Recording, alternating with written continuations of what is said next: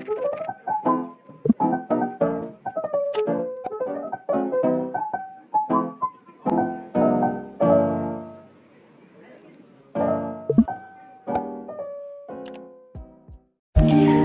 saya menerangkan dengan lebih lanjut berkaitan dengan teori pelabel ini, saya ingin menceritakan serba sedikit berkaitan dengan tokoh yang mengemukakan teori pelabelan ini.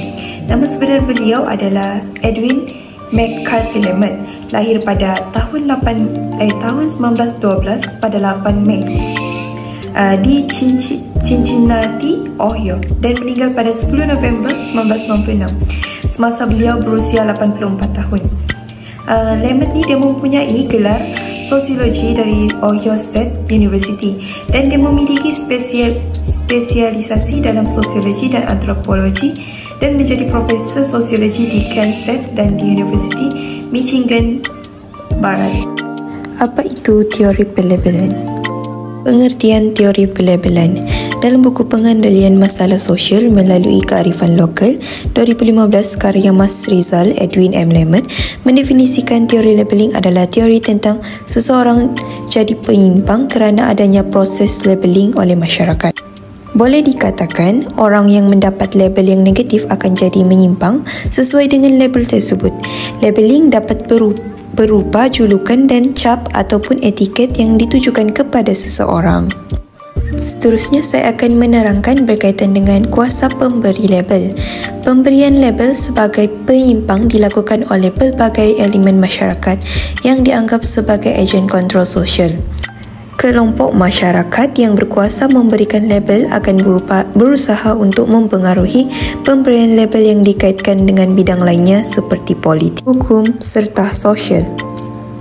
Apabila sesuatu kelompok sudah memberikan label yang tidak baik kepada seseorang individu, akan menyebabkan label yang diberikan itu akan memberi kesan dan melekat dalam diri individu tersebut.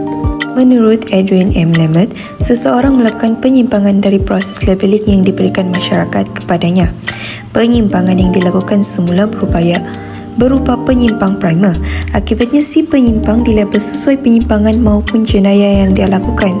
Sebagai tanggapan atas label tersebut, si penyimpang primer mengidentifikasikan dirinya sebagai penyimpang dan mengulangi perilaku penyimpangan tersebut. Si penyimpang tersebut sehingga penyimpangan yang dilakukannya berubah menjadi penyimpang sekunder. Seterusnya adalah tanggapan teori Lemon. Teori label menggunakan pendekatan interaksionis, artinya label diberikan kepada individu maupun kelompok sebagai hasil interaksi dengan individu maupun kelompok lainnya atau antara penyimpang dengan masyarakat.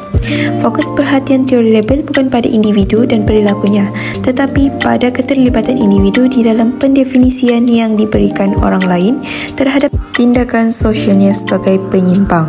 Seterusnya adalah perbuatan penyimpang sebagai hasil reaksi.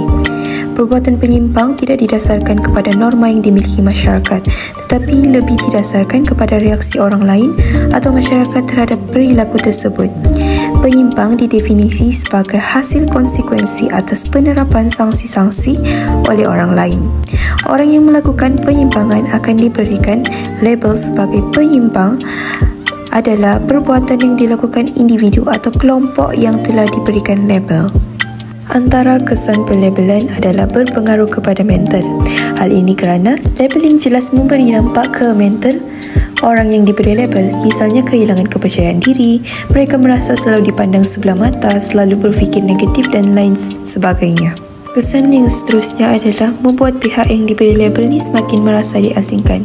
Hal ini terjadi kerana label itu akan membatasi interaksi serta hubungan sosial antara yang diberi label dengan masyarakat di sekitarnya. Dan kesan yang ketiga adalah penyimpang secara terus-menerus. Ini kerana labeling secara negatif dapat membuat pihak yang diberi label terus-menerus berbuat hal yang sama atau terus menyimpang. Mereka akan melakukan perkara negatif, misalnya mereka mencuri, dan mereka akan melakukan perkara tersebut berulang kali. Ini kerana label yang diberikan tu telah memberi kesan negatif kepada diri mereka. Sekian itu sahaja daripada saya. Sekian, terima kasih.